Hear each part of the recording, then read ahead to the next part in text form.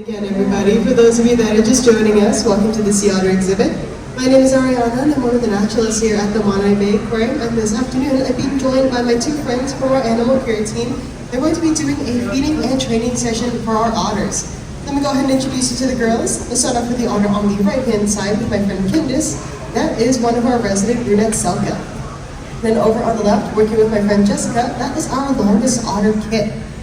And this training session utilizes a method called positive reinforcement, which means each of our otters are going to be asked to do different behaviors. You saw that both otters were asked to approach their station. And since they chose to do the behaviors they were asked, they are now being rewarded or positively reinforced with some of their food. And this is one of many training sessions we do with each of our otters every single day, and for a couple of reasons. One reason is because otters eat a lot of food. They eat about 25% of their body weight every day. And if we were to eat like an otter, that means we would need to eat about 20 large pizzas all by ourselves or 200 cheeseburgers. Do I have any takers for that eating challenge? No? Just me? We've seen a couple hands being raised over there. But pizza's not on the menu for otters. Instead, we feed our otters a wide variety of shellfish and invertebrates, but specifically on exhibit, we will give them clam, shrimp, and squid. And each of our otters eats about 9 to 10 pounds of food every single day. And all that food is weighed out and placed inside those little silver buckets you see attached to the trainer's hips.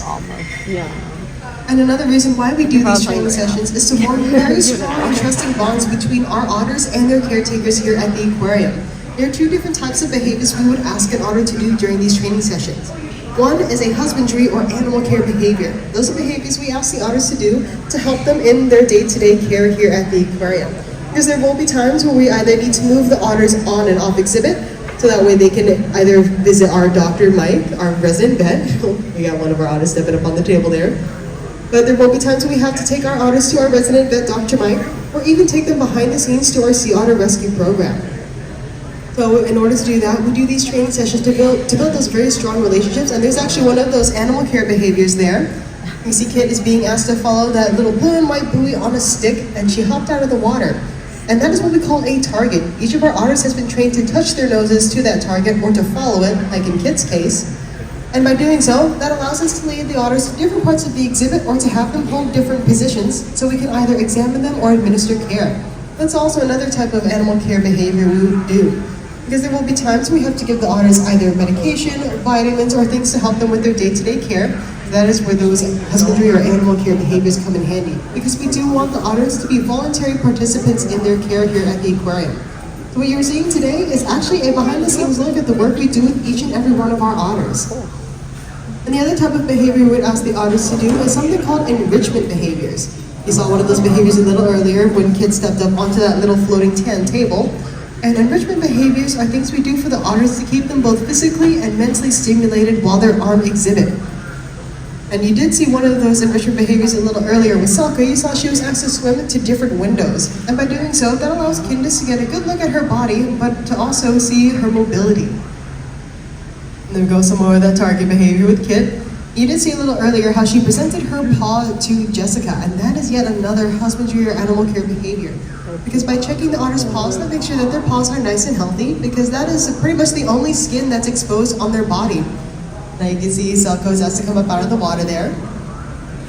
Yeah, their paws are the only skin that's exposed on their body, so that's why when otters float out in the wild, they sleep with their paws out of the water, which is really cute. But the way they stay warm in that chilly water is by relying on two things. One is their metabolism. That's why they have to eat about 25% of their body weight every day to continue that internal furnace. But also, they don't have a thick layer of blubber or fat like other marine mammals do. Animals like dolphins, whales, seals, or sea lions, instead, otters rely on their thick, dense fur. They actually have the densest fur in the animal kingdom. They have 1 million hairs per square inch. And to put that into perspective, your average German Shepherd has 1 million hairs on its whole body from nose to tail. So take all of the fur off of one German Shepherd and place it on one US postcard stamp. That is 1 square inch of an otter. And in order to keep their fur coats nice and healthy, otters will spend 3 to 5 hours every day grooming. And I'm glad that my hair care routine is not that long. But after the feeding, definitely stick around, because once the otters are done munching on the last few pieces of their food, they're actually going to go ahead and take part in that grooming behavior.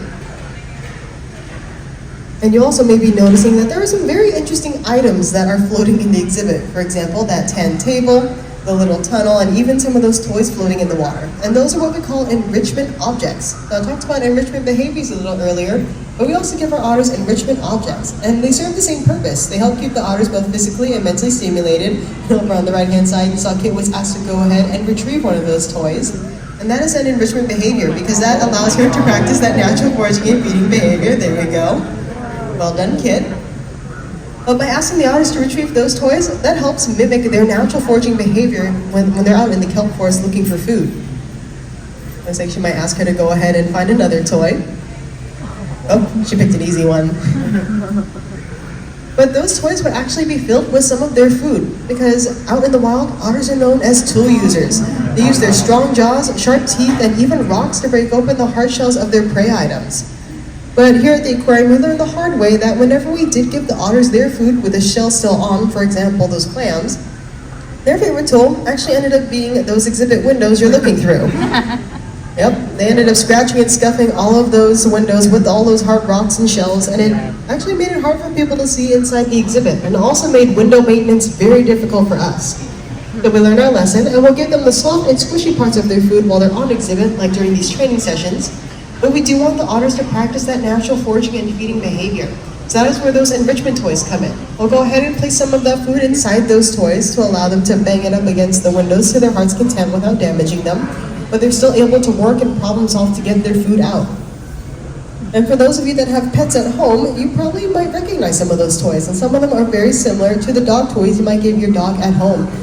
But instead of giving them their toys filled with peanut butter and dog treats, we put all of that clam, shrimp, and squid inside those toys.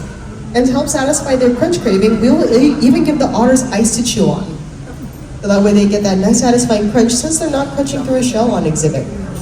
And by doing these retrieval behaviors, or this enrichment behavior that you see Kit doing, not only does it allow the otters to practice that natural foraging and feeding behavior, but they also assist us with cleaning their exhibit.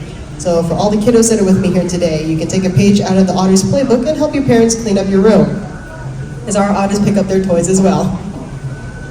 But this training session is going to continue on for a little while longer. But one interesting thing about our otters here at the aquarium, they have all been deemed non-releasable. We have a total of 5 otters here at the aquarium. And they have been deemed non-releasable for different reasons. But here at the aquarium, they have 2 very important jobs. When they're on exhibit like today, they're ambassadors for their species out in the wild. But when they're behind the scenes, they will also be surrogate or foster moms to any rescue otters that come through our Sea Otter Rescue Program. And we do have a few of our exhibit otters currently behind the scenes right now working with rescue pups. And Rosa, our eldest, she is 23 years old. She is currently retired from her surrogacy duties, but she has helped us raise 15 pups during her career here at the aquarium. So well done, Rosa. But it does look like my friends have wrapped up this training session for this afternoon, so I'm going to go ahead and hop off microphone. But once again, my name is Ariana. If you do have any questions about our otters, the training session, or if you want to know where we can catch more otter fun here at the aquarium, feel free to come up and see me. I'm more than happy to chat. I'm hanging out on the 2nd floor mezzanine. But if you are ready to move on and continue exploring, thank you so much for joining me, and I hope you continue to have an utterly awesome day here at the Monterey Bay Aquarium.